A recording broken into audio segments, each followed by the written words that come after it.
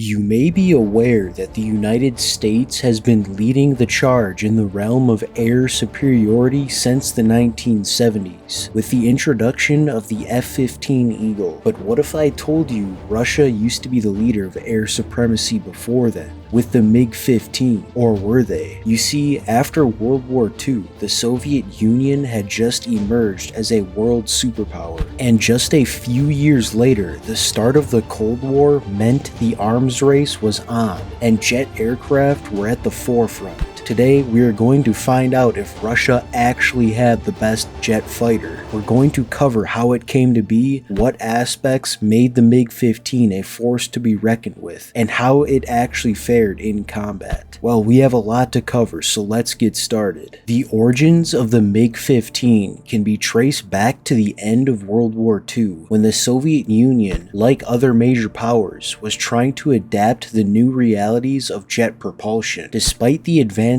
made with the earlier MiG-9, the Soviet Union was still lagging behind in technology compared to countries like the United Kingdom and the United States. By 1946, the Council of Ministries of the Soviet Union had issued a requirement for a high-altitude day interceptor capable of reaching 1,000 kilometers an hour at 5,000 meters, climb to 5,000 meters in 4 minutes, and have a range of 1,200 kilometers. They wanted an aircraft that could intercept and destroy high-altitude bombers. The design team, led by Artem Mikoyan and Mikhail Gurevich, proposed a swept-wing single-engine design. They opted for a 35-degree swept-wing layout, a significant evolution from straight-wing designs. Swept-wing technology, which the Soviets had obtained from German research at the end of World War II, would allow for higher speeds by reducing drag. However, the swept-wing design also resulted in some challenging flight characteristics. The MiG-15 could enter a high-speed stall and then spin without much warning. It also had a tendency to yaw at high speeds, making it unstable. These characteristics, coupled with the lack of hydraulic flight controls, made the MiG-15 a demanding aircraft to fly. Despite these challenges, in the hands of a skilled pilot, the MiG-15 was an exceptional dogfighter at medium to high altitudes.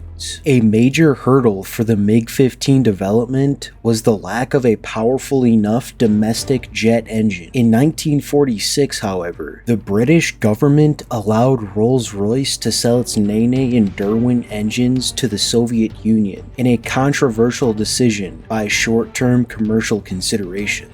The Soviets swiftly reverse-engineered the Nene as the Klimov RD-45, and it was decided to use this engine in the new fighter, despite its size requiring a redesign of the initial proposal. The prototype, designated I-310, first took to the skies on December 30th, 1947, piloted by test pilot Ivan Ivanchenko. Despite the tragic death of Ivanchenko in an incident during one of the test flights, the testing program proved the design to be successful. The MiG-15 was fast, agile, and had an impressive rate of climb, and thus it was ordered into mass production in 1949. The MiG-15 was first unveiled to the world during a flyby at the Tushino Air Show in August 1949. It entered service with the Soviet Air Forces later that year. The design of the MiG-15 was so successful, it led to a series of fighters, including the improved MiG-17. More than 12,000 MiG-15s were produced, not just in the Soviet Union, but also countries like Poland, Czechoslovakia, and China, where it was known as the Shenyang J-2. The MiG-15 has served in over 40 countries worldwide, as it represented a major leap forward in the development of Soviet aircraft and established Mikoyan Gurevich as one of the leading aircraft designers of the Cold War. The MiG-15 had a top speed of approximately 1,075 kilometers an hour at sea level, and a maximum speed of 1,005 kilometers an hour at an altitude of 5,000 meters. It could reach an altitude of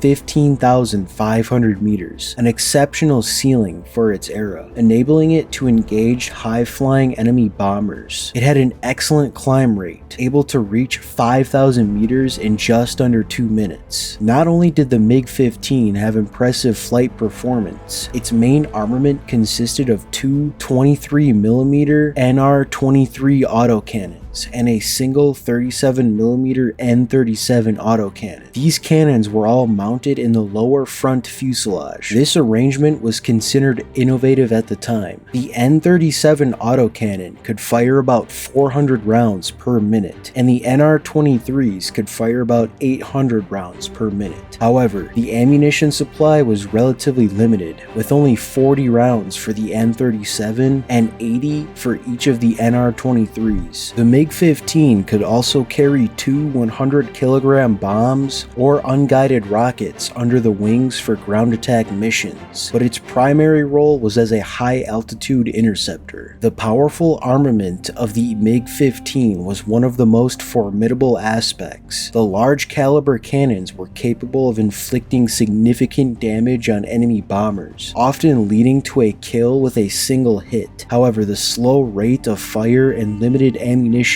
meant that accuracy was essential. The Mikoyan-Gurevich MiG-15 was a pivotal jet fighter for the Soviet Union and its allies during the early years of the Cold War. Its service record includes combat in numerous conflicts, but its performance in the Korean War is arguably its most notable chapter. From 1950 to 1953, when the Soviet jets made their appearance in November 1950, they posed a formidable challenge to the UN forces. The MiG-15 was superior to all UN jet fighters, including the US's straight-wing F-80s and F-84s and the piston-engined F-51 Mustangs. The newer MiGs ended up flying approximately 65,000 sorties and claimed just short of 1,100 UN aircraft. It is reported that 659 MiG-15s were lost in the war, including those flown by Soviet, Chinese, and North Korean pilots. These losses not only include combat, but accidents and mishaps or other losses. To counter the MiG-15, the US rushed its newest fighter, the North American F-86 Sabre, to Korea, and thus began one of the most famous rivalries in the history of aviation, the MiG-15